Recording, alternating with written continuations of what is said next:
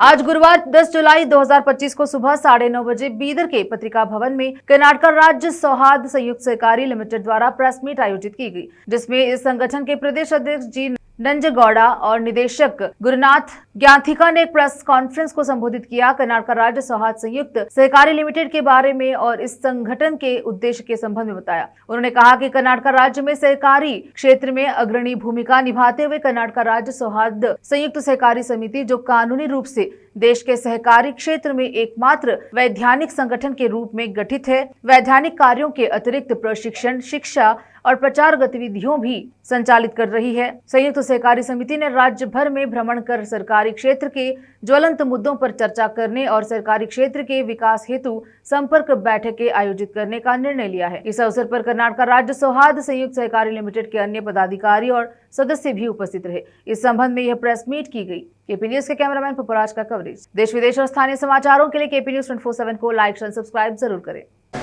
ಅದಕ್ಕೆ ಮುಕ್ತವಾದ ಇನ್ನೊಂದು ಚಳವಳಿ ಬೆಳಿಬೇಕು ಅಂತ ಹೇಳಿ ಅನೇಕ ಜನ ಹಿರಿಯರು ಹೋರಾಟ ಮಾಡಿ ಈ ಒಂದು ಸೌಹಾರ್ದ ಕಾಯ್ದೆಯನ್ನು ಜಾರಿಗೆ ಬರುವಂತೆ ಮಾಡಿದರು.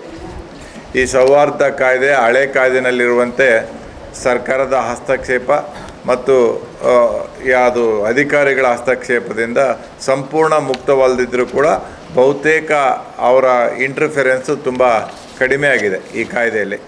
ಆ ಕಾರಣದಿಂದ ಕಳೆದ 25 ವರ್ಷದಲ್ಲಿ ಮೊನ್ನೆ ಮಾರ್ಚ್ 31ಕ್ಕೆ 6514 ಸಂಸ್ಥೆಗಳು ನೋಂದಣಿಯಾಗಿ ಭಾಳಷ್ಟು ಸಂಸ್ಥೆಗಳು 100ಕ್ಕೆ 80ರಷ್ಟು ಸಂಸ್ಥೆಗಳು ತುಂಬ ಚೆನ್ನಾಗಿ ಕರ್ತವ್ಯ ನಡೆಸಿಕೊಂಡು ಹೋಗ್ತಾ ಇದ್ದಾವೆ. ಇವತ್ತು ನಮಗೆ ಹೆಮ್ಮೆಯ ವಿಚಾರ ಏನಂತಂದರೆ 1/1/2001ರಿಂದ ಪ್ರಾರಂಭವಾಗಿರ್ತಕ್ಕಂಥ ಈ ಚಳುವಳಿ ಇವತ್ತು ನಾವು 1/1/2005ಕ್ಕೆ 25ನೇ ವರ್ಷಕ್ಕೆ ಕಾಲಿಡ್ತಾ ಇದ್ದೀವಿ. ಇದು ನಮ್ಮೆಲ್ಲರೂ ಕೂಡ ಸಿಲ್ವರ್ ಜೂಬ್ಲಿ ಅಂತ ಏನು ಆಚರಣೆ ಮಾಡ್ತೀವಿ 25 ವರ್ಷಕ್ಕೆ, ಈ ವರ್ಷ ಪೂರ್ತಿ ಒಂದಲ್ಲ ಒಂದು ಕಾರ್ಯಕ್ರಮಗಳು ಹಾಕಿಕೊಂಡು ಈ ಒಂದು ನೆನಪಿಗೋಸ್ಕರ ಅನೇಕ ಕಾರ್ಯಕ್ರಮಗಳನ್ನು ನಾವು ಹಾಕ್ಕೊಳ್ತಾ ಇದ್ದೀವಿ.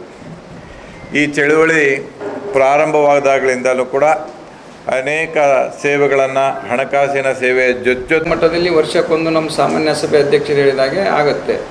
ಅದರಲ್ಲಿ ಸಾವಿರಾರು ಜನ ಬರೋದರಿಂದ ಪ್ರತಿಯೊಬ್ಬರಿಗೆ ಅವರವ್ರ ಸಮಸ್ಯೆಗಳನ್ನು ಅಲ್ಲಿ ಬಗೆಹರಿಸ್ಕೊಳ್ಳಿಕ್ಕಾಗಲ್ಲ.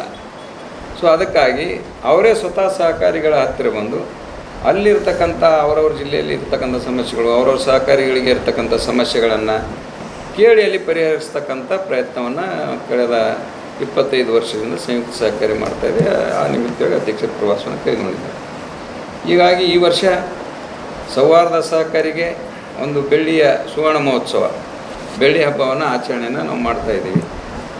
ಆ ನಿಮಿತ್ತವಾಗಿ ಎಲ್ಲ ಜಿಲ್ಲಾ ಮಟ್ಟದಲ್ಲಿ, ವಿಭಾಗ ಮಟ್ಟದಲ್ಲಿ, ರಾಜ್ಯ ಮಟ್ಟದಲ್ಲಿ ಕಾರ್ಯಕ್ರಮಗಳನ್ನು ನಾವು ಹಮ್ಮಿಕೊಂಡಿದ್ದೀವಿ.